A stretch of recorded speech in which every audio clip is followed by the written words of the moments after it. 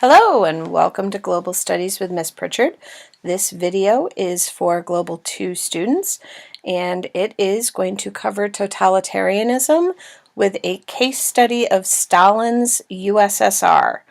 So this is a follow-up to the Russian Revolution video. And this is a little tip.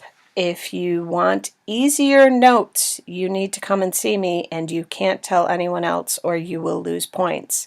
So that's just for the people who are listening to me. All right, totalitarianism. That is a government that controls every aspect of life.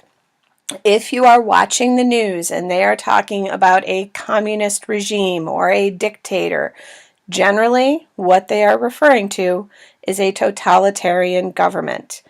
So keep that in mind. The Russian Revolution was a communist revolution, but what is established is a totalitarian government. Because remember, communism is an economic system, not political. All right, traits of totalitarianism. How can you tell if a government is totalitarian? First off is the ideology. It sets goals for the state and glorifies and justifies state actions. There are no individuals, there is only the state. And there is state control of individuals. They demand loyalty, it denies rights, and it places the state above the individual.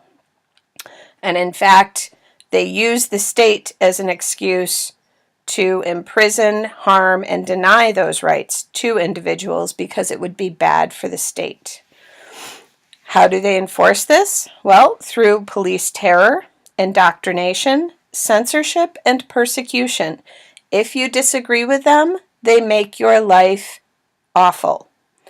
If you have a message that goes against what they think people should believe, they do not allow that message out. All that you see, all that you hear is what is positive about the state and how great the state or the government or the nation is. And technology. They focus on mass propaganda, and generally these dictatorships and governments focus on the development of weapons. All right, more traits. State control of society. They control all public life. The art that you see, the education that children receive, the housing you live in, the job that you have, the religion that you are allowed to practice. In most totalitarian regimes, there is no religion, unless that totalitarian regime happens to be a theocracy, and then you are required to practice the religion of their choice. One-party rule. There are no other options. There may be elections, but that is just so that you can go and check off the one name that is there. Or if there is more than one name, if they're pretending a little better, there might be 2 or 3 names, but they are all from the same party. And usually these totalitarian regimes start with a very dynamic leader. It is somebody who unites the people and symbolizes the government. They have what is called a cult of personality. In other words, they are popular. They convince people that what is going on is right. In terms of the Russian Revolution, this cult of personality started with Lenin. Vladimir Lenin was the one who convinced the Russian people that this was the direction they should go in. And even if it wasn't a majority of the people, he got enough to take over Russia and turn it into the Soviet Union. So let's look at what Stalin did with the Soviet Union once Lenin was dead. All right, and please note I am going to refer to Russia as the Soviet Union because once Lenin takes over, he does turn it into the Soviet Union, and that totalitarian regime is not Russia anymore. Russia is one large piece of the Soviet Union, but the Soviet Union included a total of 15 republics. So let's keep that in mind and keep that difference in your mind as we're talking about it. All right. Stalin eliminated all enemies, real and imagined. If he thought you were a threat, you were gone. And I can tell you Trotsky was his main rival. Trotsky escaped to Mexico, and even years after the fact, he ended up dead with an ice pick in his skull. So let's be clear, eliminate means eliminate. His enemies were gone. In 1937 to 1938, remember this is right before World War II, and throughout much of Europe, this was a very crazy and paranoid time. In the Soviet Union, they had the Great Purge. He eliminated any threats to his power. Thousands were put into labor camps and executed. The current estimates are 20 million died during his rule. And many of them are executions, but a lot of them are also from starvation due to his policies. All right, a key part of totalitarian governments is propaganda. Remember, propaganda is a piece that is used to persuade you.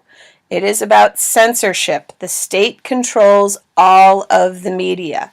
The images and stories are all meant to glorify the state and the leaders. And the government controls all education from nursery school through universities. So you only ever hear the message that they want you to hear. And in the Soviet Union, there was religious persecution because, remember, religion would have interfered with the power of the state. If you believed in a higher power like God, then you would not believe that the state was all powerful. And Stalin did not want that competition, which is why he opposed all religions, because he didn't want any divided loyalty. All right, here are some classic examples of Soviet propaganda. You can see the poster glorifying the Russian Revolution of 1917. You have the image of the soldier, and you have a little sapling tree, which, of course, trees are equated with hope and new beginnings and eventually prosperity because trees grow big and strong. And you also have the image of Lenin along with more soldiers and weapons. Note in this one, soldiers are playing a key role, and that is because a totalitarian government needs the army to keep the population under control. And also notice the colors. There is a theme in the colors. Red and gold are the main colors associated with communism and actually with a lot of totalitarian governments, because red is something that grabs your attention and elicits an emotion. All right, here is some more propaganda.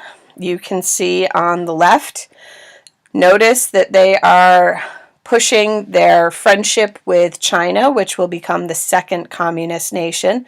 And you also see images of Arabs because they were definitely playing up the colonialism that the British and the Europeans and even Americans were infiltrating and basically interfering in the Middle East. And they wanted to be seen as the ones that were helping out and standing behind the Arabs and supporting them against this imperialist attitude. And the other poster, note that there are workers, and you have the classic symbols of communism, the hammer, the sickle, the star, and once again, right front and center, you have a soldier.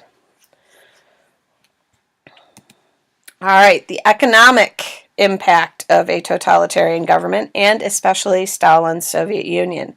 It is a command economy. The government controls everything, including the means of production and the prices. Now, remember, under communism, there is no private property and everyone owns everything. Well, if you think back to the biography of Lenin and how the Russian Revolution went down, you can remember that Lenin had already twisted those ideas of communism, because under true communism, there would be no government. It was a very rainbows and puppies and flowers type of idea that people would suddenly behave, well, against human nature. Well, with that twist in the communism, instead of the people owning everything. It's the government that owns and controls everything. So that is a command economy.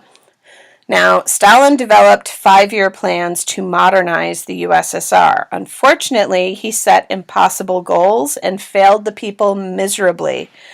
It did allow the USSR to industrialize, but it was awful for the people. He created collective farms, forced peasants to move, and then he did not allow those farms to grow enough food, so especially in the Ukraine, you had millions of people starving to death, despite the fact that they were growing food. All right, society.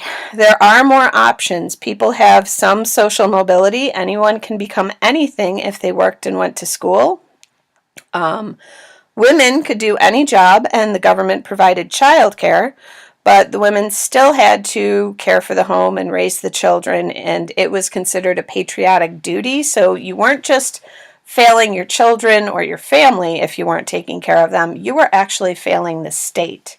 So in terms of jobs for women, yes, they could be anything, they could do anything. However, they still had twice as much work because they still had to go home and take care of the kids. All right, Stalin's success. Stalin did achieve complete control of the USSR, and it did become an industrial and political power in the world. However, he required complete conformity and obedience, and he stifled all creativity because it was a threat. And ultimately, it is that stifling of creativity that is going to destroy the Soviet Union because they can only do what they're told. And it is democracy that creates innovation and prosperity. So that also explains why their command economy does not work. They do not allow any new ideas. All right, so show me your notes and get credit for them.